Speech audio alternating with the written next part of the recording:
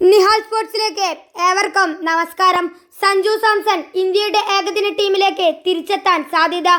ദക്ഷിണാഫ്രിക്കയ്ക്കെതിരെ November 30 ആരംഭിക്കുന്ന ഏകദിന പര്യടനത്തിൽ സഞ്ജു ഉൾപ്പെട്ടേക്കും എന്നാണ് റിപ്പോർട്ട്. ഇന്ത്യയുടെ വൈസ് ക്യാപ്റ്റനും 4-ാം നമ്പറിൽ ബാറ്റിംഗിന് ഇറങ്ങുന്ന ശ്രേയാസ് അയ്യരുടെ പരിക്കാണ് സഞ്ജുവിന്റെ ഏകദിന ടീമിലേക്കുള്ള വഴിയൊരുക്കുന്നത്. സഞ്ജു വന്നാൽ ഒരേ സമയം കീപ്പർ ബാറ്റ്സ്മാന്റെ സേവനം ഇന്ത്യക്ക് കിട്ടും.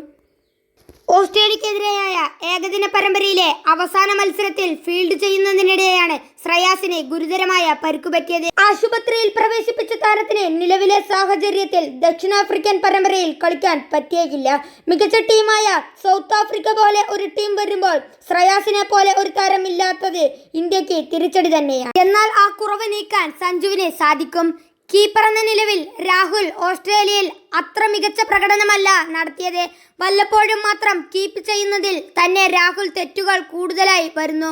ഈ സാഹചര്യത്തിൽ സഞ്ജു വന്നാൽ അയാൾ കീപ്പിംഗ് ജോലി ഭംഗിയായി ചെയ്യും. ചുരുക്കി പറഞ്ഞാൽ 2 ഗുണം ഇന്ത്യക്ക് കിട്ടും. ഇത് മാത്രമല്ല, 2023 ഡിസംബറിലാണ് സഞ്ജു അവസാനമായി 50 ഓവർ ക്രിക്കറ്റ് കളിച്ചത്. ദക്ഷിണാഫ്രിക്കയിൽ നടന്ന ഈ മത്സരത്തിൽ ആതിഥേയർക്കെതിരെയായ താരം സെഞ്ചുറി നേടിയിരുന്നു. അന്ന് സഞ്ജുവിന്റെ മികവിലായിരുന്നു ഇന്ത്യയുടെ പരമ്പര വിജയം. സഞ്ജുവിനെ സംബന്ധിച്ച് ഈ യാത്രയിൽ ആകെ ഉള്ള വെല്ലുവിളി ഋഷഭ് പന്താണ്.